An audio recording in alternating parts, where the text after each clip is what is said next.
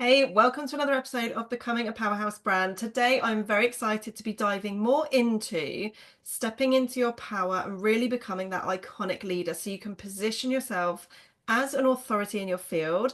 And I am welcomed by the beautiful Kayleigh Greenacre, who is a business strategist, a coach, mentor, TEDx speaker, motivational speaker, and mum entrepreneur. So, Kayleigh, welcome to the show. I would love to hear all about your story and how you've got to where you are now.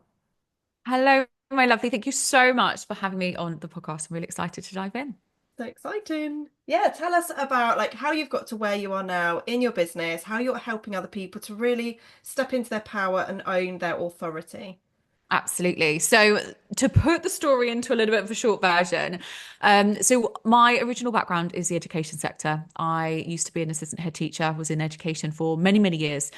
Worked my way up the ladder very quickly. Was very happy in that. And then my daughter came along, which, as we know, as for those of you that are mums that are listening to the podcast, that does kind of change everything.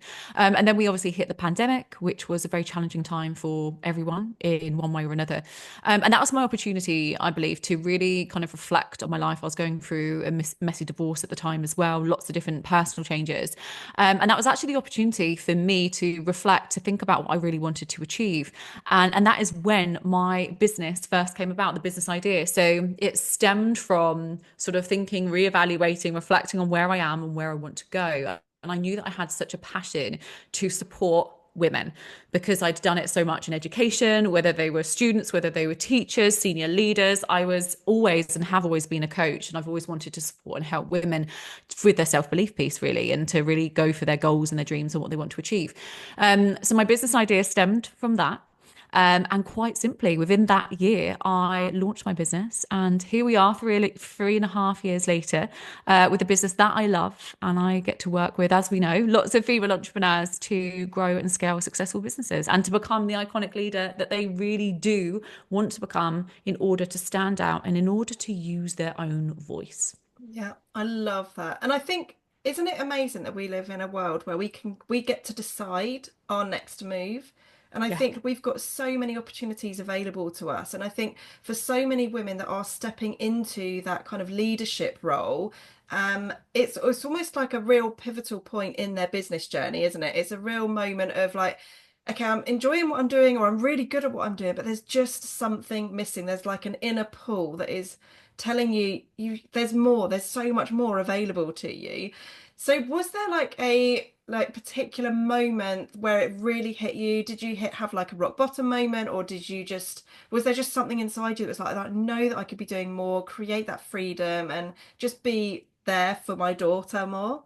It was exactly that. So I think because we had that little bit more time, didn't we, during the pandemic Yeah. for the majority of us, although I was a key worker and I was still going in and out of school a lot, I also had sections of time where I was at home. So it just gave me that time to think. And I think the more, during that 3 month period, I believe that we were in lockdown at the time, but the more I thought about it, the more I looked at my daughter, because I remember she was only 3 at the time, the more I thought, you know what, I would love to be able to actually spend more time with her and see her grow up, because I think that Yeah. was my biggest struggle. Although I was very successful in my career, I didn't have any mum time.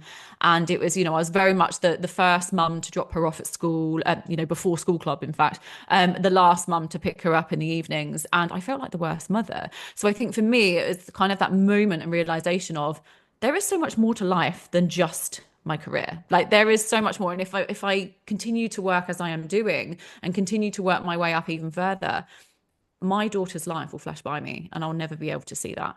And Yeah. it was a massive realization moment for me. Absolutely.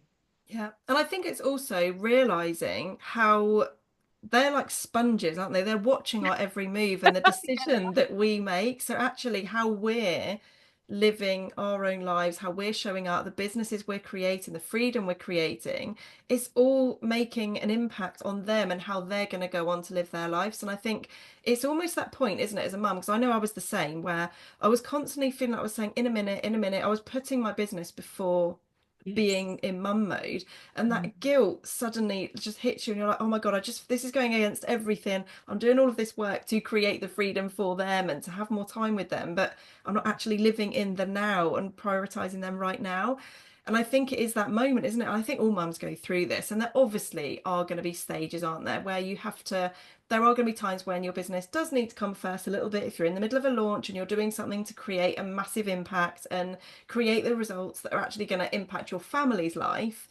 But going through that stage of the guilt initially, when you're not necessarily getting to the point where you want to be in your business, it's that real like wake up call almost, isn't it? Where you're like, this is not how I want to be running my business. This is not how I want to be living my life, and really making that change. So could you tell us a bit about how you help your clients when they come and work with you? Absolutely. So there's two sides to the work that I do with my clients. And one side of it is very much the strategy side. So it's very much the sales, the marketing, the messaging, the content, all of the strategy part of it. So it's very much, looking at the data, the analytics, looking at strategy and creating and crafting a strategy that works for them.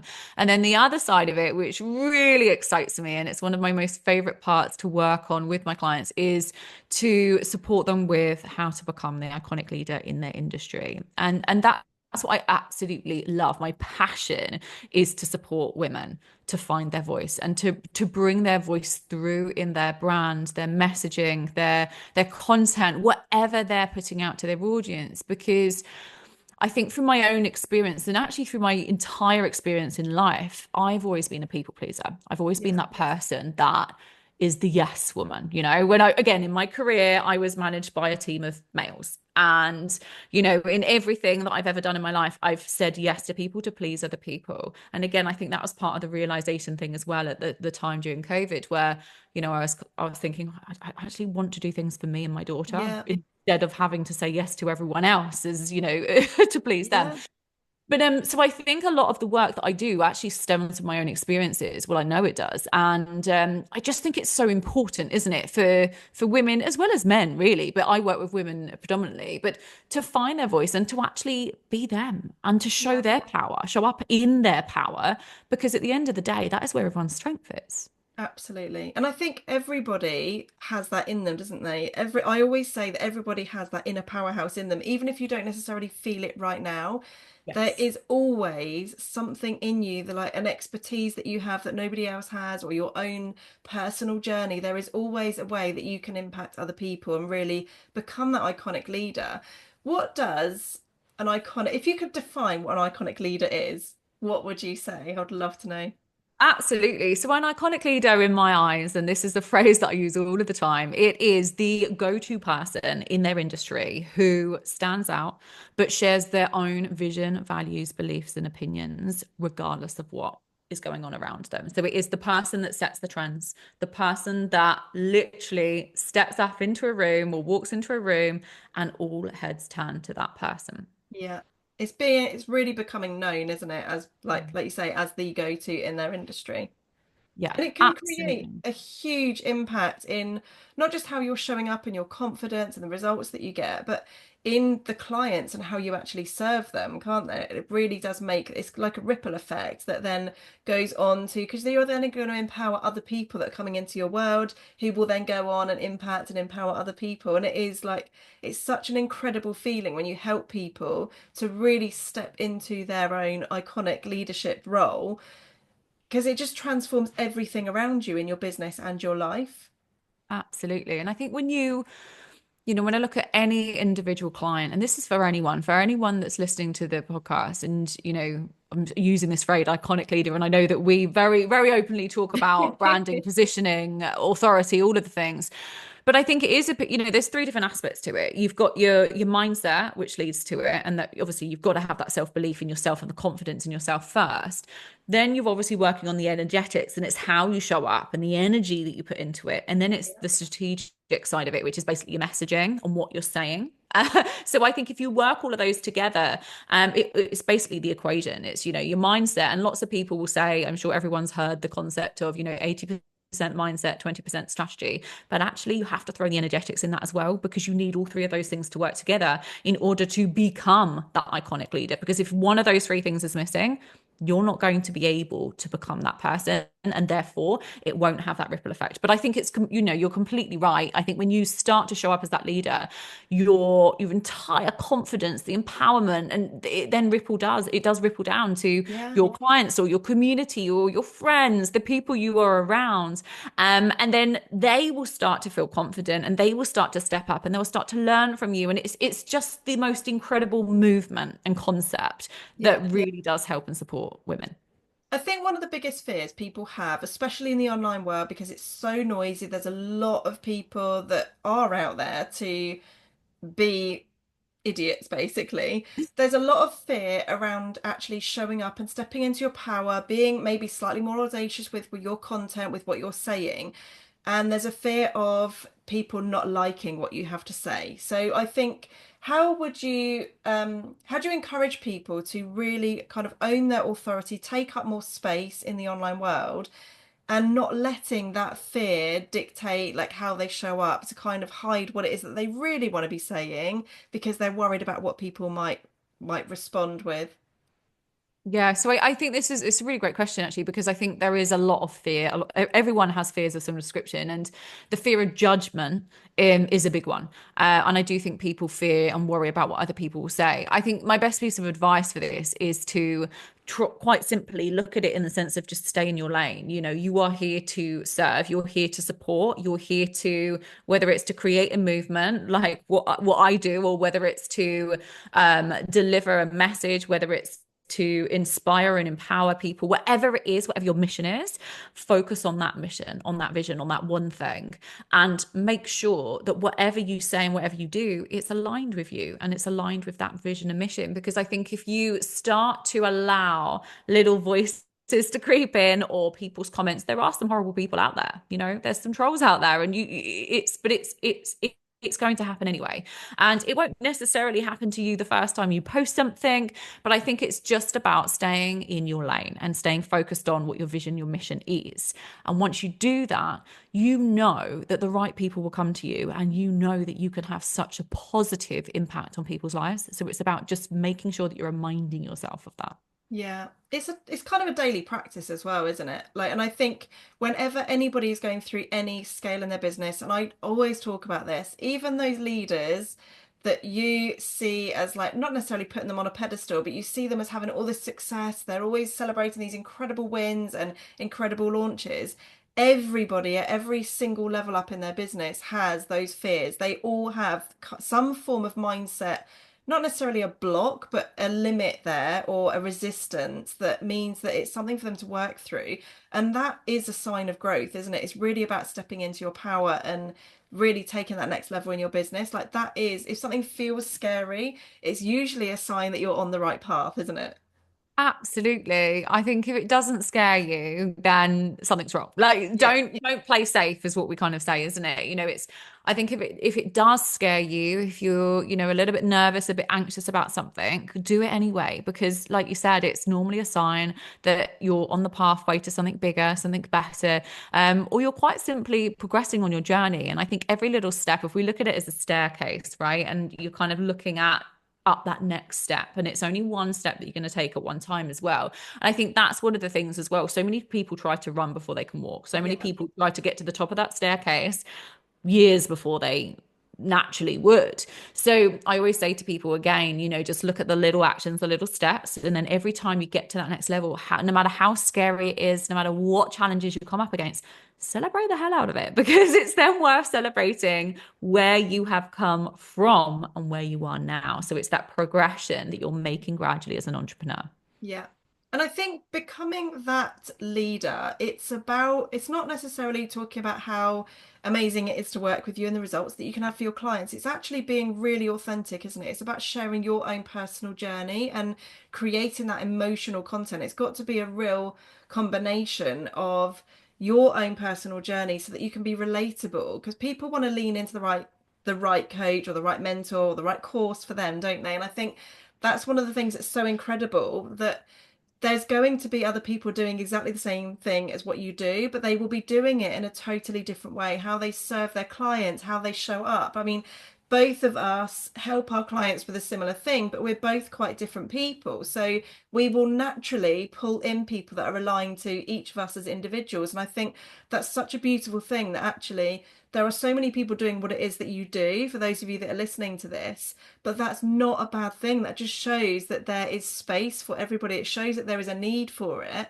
and that people want to change their lives. They want to change their business and really create that bigger impact, don't they? Yeah, absolutely. I always say it's all to do with collaboration, but Yeah. also, again, kind of going back to the concept of, just staying in your lane. It's great to collaborate 100%, but also never see anything as a competition. I think Yeah. that's the thing I'm trying to get at is, there shouldn't be such thing as a competition. And although people can look at it from a different perspective, but I would say, think of it as this, if you if I look at myself, for example, I'm a business strategist, okay, and a business coach. Now, there are hundreds of thousands of business coaches out there. Less business strategists because it's more of a qualification, something Yeah. that people do, focus on. But there's still many of them out there. And it's about, how do I define the work that I do that's unique and that, that really will support people. And I don't see it as competition. I don't see other business coaches or business strategists as competition. I celebrate them and I'm really happy if they're doing great because at the end of the day, like you said, there's room for everyone. And I think it's about, again, then going back to your why, going back to your staying in your lane, staying in your focus, your vision, in your mission, and thinking, well, I can change people's lives because of this. This is the work that I do.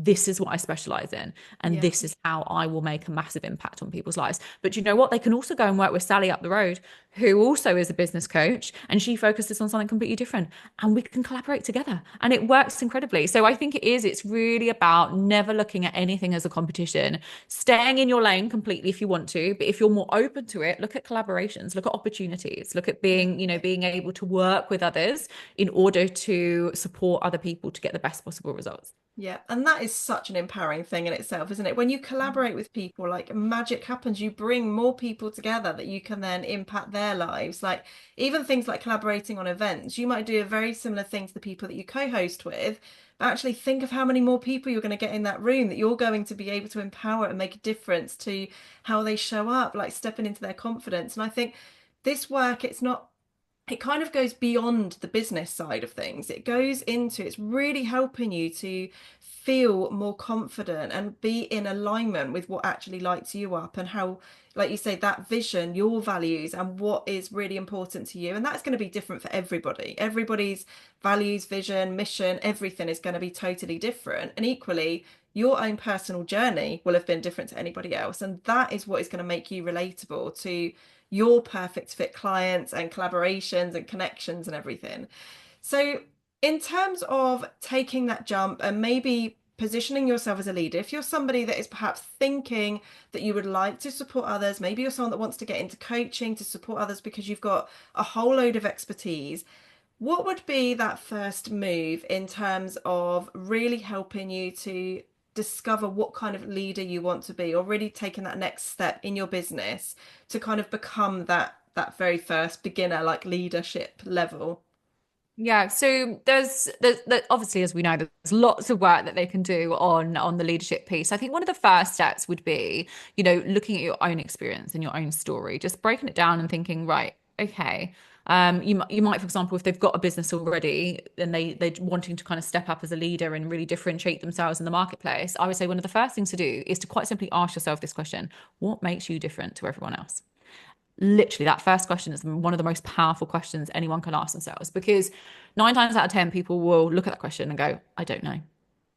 And then you've got to think about it deeper. So then you've got to look at your story, look at your experiences, look at the challenges that you've overcome, look at your lessons that you've learned, look at how you have experienced a certain thing in a different way than your peers or than your friends or whatever it is. And it's a really great opportunity for people to dive deeper into what makes them unique, because that's the thing. I think when you're wanting to become that iconic leader, you've got to have a superpower. You've got to have something about you, something unique that makes you stand out. But it doesn't have to be, I can help you get from 0 to 1 million in 20 days. Like, it doesn't have to be something crazy like that. It doesn't have to be that you've gone from, 0 to 1 million in 5 days or 5 years. It doesn't have to be anything to do with money or anything along those lines. It could be something really, really powerful about you, about your experience, your personality, your characteristics. And I do think that's one of the most powerful questions to start with. And once you are able to identify that, you're then able to start to craft your messaging and create messaging, keywords, phrases, and things that really align with you that you can start bringing into maybe your actual content or your offers. And I know there's lots of different steps to it, but I think that would be one of the first things is quite simply what makes you different from everyone else. I love that. What an amazing question to ask. And that's something that I think is also really important to ask yourself at each level in your business. Like, what is that next move? Like, how do I want to be showing up? What do I want? Because that changes, doesn't it? Like, I'm sure your business has probably had little pivots and changes and shifts as you've evolved, because we naturally learn more, don't we? We're constantly learning. We never know everything. And I think that is such an incredible opportunity that we have that space to be able to learn and grow from a personal point of view as well as a business owner. And that will change things. Even your values can shift. Like my own personal values have definitely shifted over the years of being an entrepreneur. And I think that's okay. And I think it's a really important question to ask yourself at various stages in your business, just to check in and see if you're still in alignment with the direction that you want to be taking. And if it's not in alignment anymore, you get to choose what your next move is going to be and how you're going to show up differently. Absolutely. I think for my own experience as well, when I first started this business, I mean, my business has definitely changed and developed over even the 3 years I've been in business. But I think it's really important to absolutely be open to change, be open to tweaking, development, and even shifting, whether it's your messaging, your niche, etc. One thing that I believe I was kind of misled on to an extent is the fact that in the early days, I was a business coach. I wasn't a strategist at the time. I wasn't qualified or certified, but I was a business coach and loved what I did. But what I realized is that I was basically a watered down version of my own coach at the time. And it was I became more aware of it that what I was saying and doing, everyone else was doing.